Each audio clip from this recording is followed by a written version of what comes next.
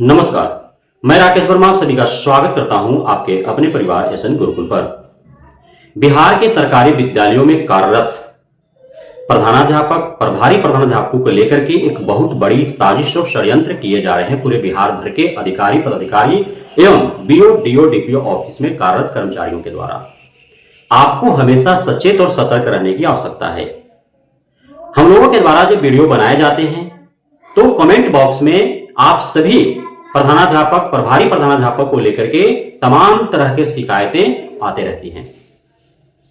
और जो शिकायतें आती हैं ऐसे ऐसे आती हैं कि भरोसा ही नहीं हो पाता है कि शिक्षा विभाग में कार्यरत शिक्षित समाज का आईना, जिनके कंधे पर सरकारी विद्यालय में पढ़ने वाले गरीब गुरबे, किसान, मजदूर, भूमिहीन, समाज के अंत में बसे हुए लोगों के बच्चे के भविष्य गढ़ने की जिम्मेदारी है, जिनके ऊपर बिहार के ऊपर लगे शैक्षणिक पिछड़ेपन के धब्बा को धुलने की जिम्मेदारी है, और उनके द्वारा इतना शर्मसार कर देने वाला, इतनी बेशर्मी भरा हरकत किया जाता है। विश्वास नहीं होता है इस प्रकार की कमेंट पढ़ करके, इस प्रकार की खबरें पढ़ करके, सुन करके, देख करके। लेकिन कहीं ना कहीं इस प्रकार के काले करतूत किए जा रहे हैं प्रधानाध्यापकों, प्रभारी प्रधानाध्यापकों के द्वारा, तभी इतने व्यापक स्तर पर, बड़े पैमाने पर कमेंट बॉक्स हो या फिर अन्य माध्यमों से उनके विरुद्ध शिकायतें आ रही हैं। अब आप सभी को ज्ञात होना चाहिए, मैंने भी कई दफा जो शिक्षा विभाग के द्वारा अलग अलग शिकायतों हेतु 5 प्रकार के व्हाट्सएप नंबर जारी किए गए हैं एवं एक टोल फ्री नंबर भी जारी किया गया है 14417 एवं अन्य एक टोल फ्री नंबर भी जारी किए गए हैं। इस वीडियो के अंत में भी मैं वो लगा दूंगा, वो 5 व्हाट्सएप नंबर और 2 टोल फ्री नंबर है वो। और विद्यालय एवं शिक्षा जगत से संबंधित, चाहे सरकारी विद्यालय हो, सरकारी विद्यालय में पढ़ाने वाले शिक्षक शिक्षिकाएं हो, प्रधानाध्यापक, प्रभारी प्रधानाध्यापक हो, चाहे विद्यालय का इंफ्रास्ट्रक्चर को लेकर के हो, विद्यालय में सुविधाओं को लेकर के हो, चाहे बीओ कार्यालय को लेकर के हो, डीओ डीपीओ कार्यालय के लेकर के हो, शिक्षा जगत से, शिक्षा विभाग से जुड़े किसी भी अधिकारी, कर्मचारी को लेकर के हो, कोई भी आपके नजरे में शिकायतें हैं तो उस पर आप फोटो खींच करके, वीडियो बना करके या लिख करके आप भेज सकते हैं, या फिर टोल फ्री नंबर पर कॉल करके सूचना दे सकते हैं।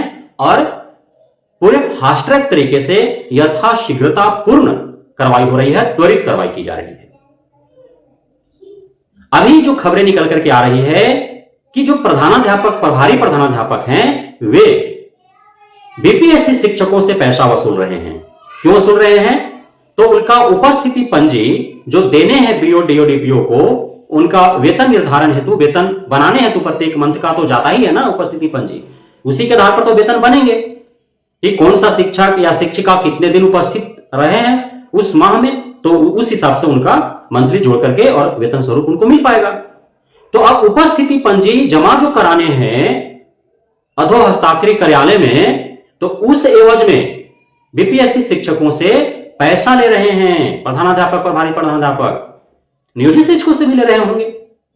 अब उसका कोई वीडियो बना करके सोशल मीडिया पर वायरल कर दिया, शिक्षा विभाग को टैग कर दिया, पहुंच गया और तुरंत त्वरित कार्रवाई हुआ। उस प्रधानाध्यापक को नोटिस चला गया कि आप स्पष्टीकरण दें। जो विभाग को व्हाट्सएप पर आपके विरुद्ध वीडियो मिला है या बीपीएससी शिक्षकों से उपस्थिति पंजी जमा कराने के एवज में पैसा वसूल रहे हैं घूस स्वरूप, आप क्यों ले रहे हैं? और वो क्या स्पष्टीकरण दे पाएगा भला? अब इस प्रकार से कई शिकायतें हैं, जैसे मातृत्व अवकाश प्रदान करने हेतु मोटा रकम वसूले जा रहे हैं, अन्य विशेषावकाश हेतु, अन्य प्रकार के जो भी अवकाश लेने हैं उस हेतु बहुत जगहों पर प्रभारी प्रधानाध्यापक और प्रधानाध्यापक के द्वारा घूस स्वरूप पैसे वसूले जा रहे हैं। जब सर्विस बुक अपडेट कराने होते हैं उस दरमियान पैसे वसूले जाते हैं। अन्य किसी भी प्रकार के कोई भी कार्य शिक्षक शिक्षिकाओं को पढ़ रहे हैं, चाहे प्रधानाध्यापक, प्रभारी प्रधानाध्यापक से हो, बीओ से हो, डीओ डीपीओ से हो, बिना पैसा का शिक्षा विभाग में कोई भी कार्य नहीं हो रहे हैं। यह 100% सच्चाई है।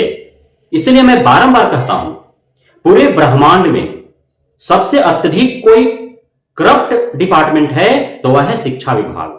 चाहे वह शिक्षा विभाग बिहार का हो, यूपी का हो या फिर किसी भी राज्य का हो। अब चूंकि हम बिहार का है तो बिहार के संदर्भ में बात करें तो हमें ऐसा प्रतीत होता है कि बिहार का शिक्षा विभाग पूरे भारतवर्ष में सबसे सर्वाधिक करप्ट विभाग है। यहां पे एक एक कदम आपको बढ़ाने के लिए आप कदम बढ़ाएंगे और हाथ से पैसा अगले को पकड़ाएंगे, तभी आप कदम आगे बढ़ा पाएंगे, अन्यथा आपका कदम जहां का तहां थम जाएगा, रुक जाएगा। साथ ही आपका शिकायत भी सुनने वाले कोई है नहीं। स्पष्टीकरण है तो नोटिस तो चले जाते हैं, लेकिन उसके उपरांत कार्रवाई क्या होता है उसके ऊपर किसी को अता पता नहीं चल पाता है। आज तक यह पता ही नहीं चल पाया, जितने भी स्पष्टीकरण है तो नोटिस, चाहे वह शिक्षा विभाग के मुख्य कार्यालय से निर्गत हुए हों, चाहे विभिन्न डीओ डीपीओ कार्यालय से निर्गत हुए हों, वो लेटर सभी के पास पहुंच जाते हैं, लेकिन उस पर कार्रवाई किन किन पर कितना हुआ उसका नोटिस बहुत कम ही लोगों के पास पहुंच पाते हैं। तो काफी हद तक स्पष्टीकरण का नोटिस जिस पर जारी होता है, उससे भी जो आला अधिकारी होते हैं, जो ऊपर के अधिकारी होते हैं, उन लोग मैनेज कर लेते हैं घूस लेकर के। घूस लेते हुए पकड़ा गया, उनसे भी घूस लेकर के छोड़ दिया गया, मैनेज कर दिया गया। इस प्रकार से कार्रवाइयां चल रही हैं। अब एक और सच्चाई है कि जो प्रभारी प्रधानाध्यापक या प्रधानाध्यापक जो भी शिक्षक शिक्षिकाओं से घूस लेते हैं या छात्र छात्राओं से अतिरिक्त पैसा वसूलते हैं किसी कार्य को लेकर के, एमडीएम का पैसा कोई यदि खा रहा है या अन्य भी विकास के मद में जो भी पैसा आते हैं, उसमें यदि गड़बड़ सड़बड़ कार्य होते हैं, यदि कार्य नहीं हो पाते हैं, किसी प्रकार से कोरम पूरा कर लिया जाता है और पैसे का निकासी हो जाता है, तो सिर्फ प्रभारी प्रधानाध्यापक और प्रधानाध्यापक ही उसके पीछे का जिम्मेदार नहीं होते हैं। वो काले करतूत के पीछे प्रखंड से लेकर के जिला स्तर तक और हो सकता है कि मुख्य कार्यालय तक के अधिकारी पदाधिकारी संलिप्त होते हों और बहुत सारे जनप्रतिनिधि भी संलिप्त रहते हैं, जिनका कमीशन बंधा होता है। 1 लाख रुपए का काम आपको दे रहे हैं विद्यालय में कराने हेतु, इसमें 10,000 रुपया आपको दे देने होंगे, 20,000 रुपए आपको दे देने होंगे।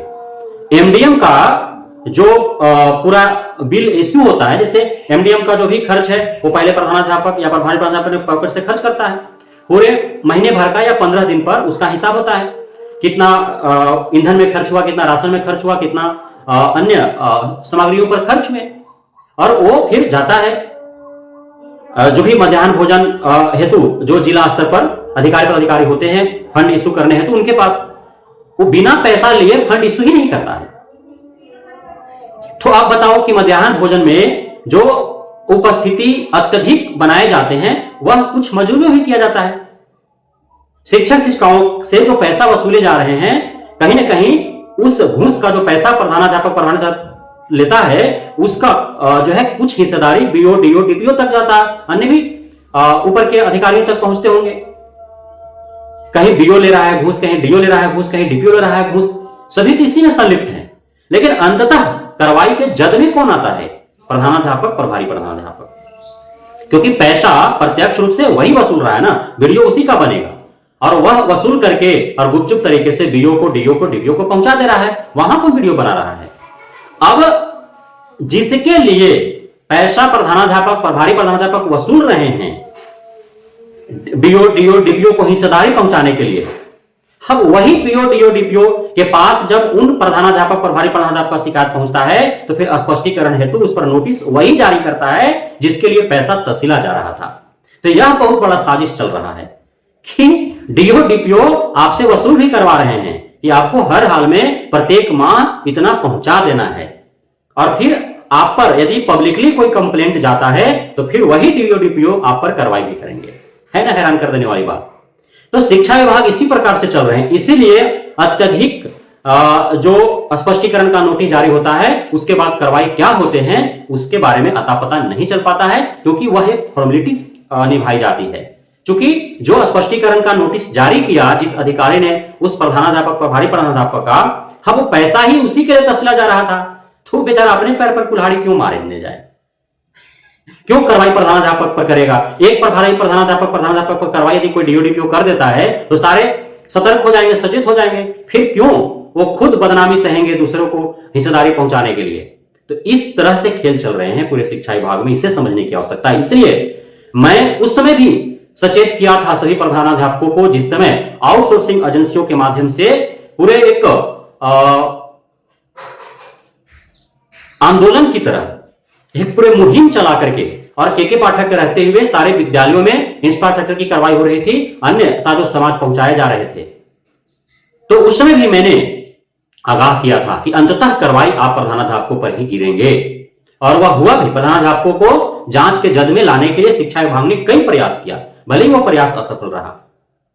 अंततः कार्रवाई प्रधानाध्यापकों पर ही होने वाली है जब जांच होंगे। तो वो सभी कमीशन लेकर के मोटा रकम कमा करके चले गए, क्योंकि आपने हस्ताक्षर किया है कि आपके विद्यालय में अच्छे बेंच डेस्क पहुंचाए गए हैं, आपके विद्यालय में बस्ता अच्छा पहुंचाया गया है, आपके विद्यालय में थाली अच्छे पहुंचाए गए हैं, आपके विद्यालय में समरसेबल अच्छा लगा है, पानी टंकी अच्छे लगे हैं, पानी दे रही है, आपके विद्यालय में प्रीफैब स्ट्रक्चर निर्माण बेहतर हुआ है, आपके विद्यालय का जो मरम्मती का कार्य हुआ है, जीर्णोद्धार का कार्य हुआ है, वो बेहतर हुआ है। यदि 6 महीना साल भर के बाद सारे चीजों का यदि जांच होंगे और गलत पाया जाएगा तो कार्रवाई किस पर होगा?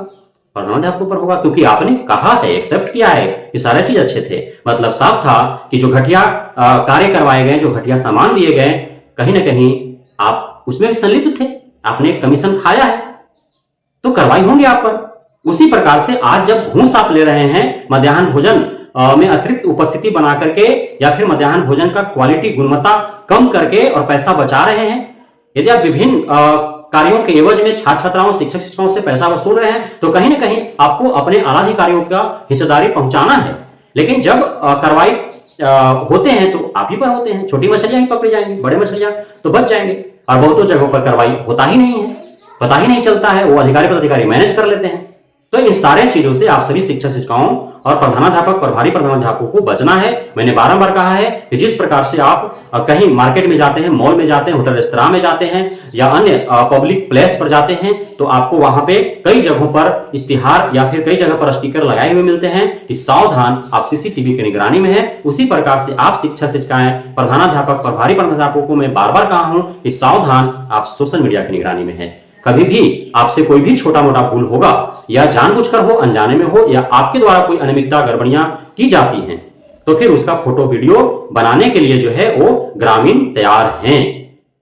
नजरें सबकी टिकी हुई आप ही शिक्षक शिक्षिकाओं, प्रधानाध्यापक, प्रभारी प्रधानाध्यापकों पर ही है, तो आप बच नहीं पाएंगे। और शिक्षा विभाग तो पब्लिकली जारी ही कर दिया है व्हाट्सएप नंबर और टोल फ्री नंबर, तो कोई भी संपर्क कर रहा है, कोई भी फोटो वीडियो बना करके वहां भेज दे रहा है आप पर, को पता भी नहीं चल रहा है, और नोटिस आपको हाथों में मिल जा रही है। फिर कार्रवाई के जद में आप आ रहे हैं, फिर जाइए मोटा रकम लेकर के और अधिकारी पदाधिकारियों से मैनेज कीजिए, तभी आप बच पाएंगे, अन्यथा आपको निलंबित, निष्कासित कर दिया जाएगा। तो इससे बचना है आप सभी को। बहुत बहुत धन्यवाद आप सभी साथियों का हमारे साथ जुड़े रहने के लिए, बने रहने के लिए, इतना प्यार देने के लिए, हम पे भरोसा बनाए रखने के लिए।